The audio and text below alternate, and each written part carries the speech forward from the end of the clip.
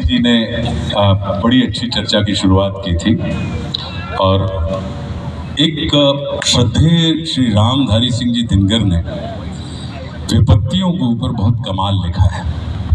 और हम ये मान के चलते हैं कि जैसे आपने कहा अपने भाषण में कि चुनौतियां आपको मिटाने का काम नहीं करती,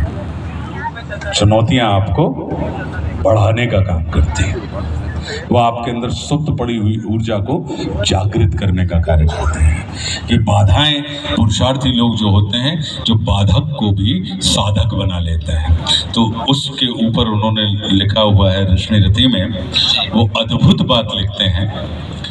और उनका ये मानना है कि अगर आपने परमात्मा के हाथ में अगर आपने अपने आप को छोड़ दिया है मन कर्म वचन से, तो जो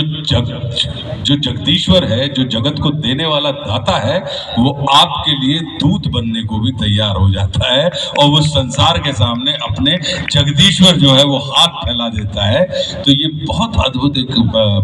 जो रचना है, तो उसका एक हिस्सा मैं आपको सुनाता हूँ कि हो गया पूर्ण अज्ञातवास, पांडव लौटे वन से साहस, पावक में कनक सदृश कर वीरत्व लिए कुछ और प्रकार, नस नस में तेज प्रवाह लिए कुछ और नया उत्साह लिए। सच है विपत्ति जब आती है कायर को ही दहलाती है और शूरमा नहीं विचलित होते, क्षण एक नहीं धीरज खोते, विघ्नों को गले लगाते हैं, कांटों में राह बनाते हैं, मुख से न कभी उफ कहते हैं, संकट का चरण न कहते हैं, जो आ मिलता सब सहते हैं, उद्योग निरत मित रहते हैं और शूलों का मूल नसाने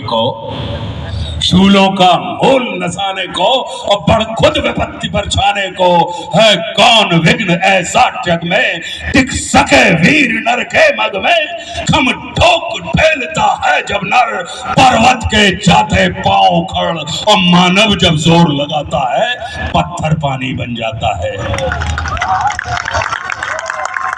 और गुण बड़े एक से एक प्रखर, जो आपने बोल रहे थे कि गुण बड़े एक से एक प्रखर है छिपे मानवों के भीतर, मेहंदी में जैसे लाली हो, वर्तिका बीच उजियाली हो, और बत्ती जो नहीं जलाता है रोशनी नहीं बह पाता है, और पीसा जाता जब इक्षुदंड मतलब गन्ना,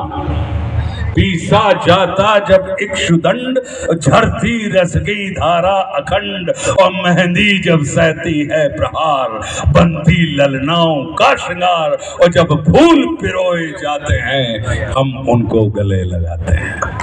तो ये अगर हम पुरुषार्थी हैं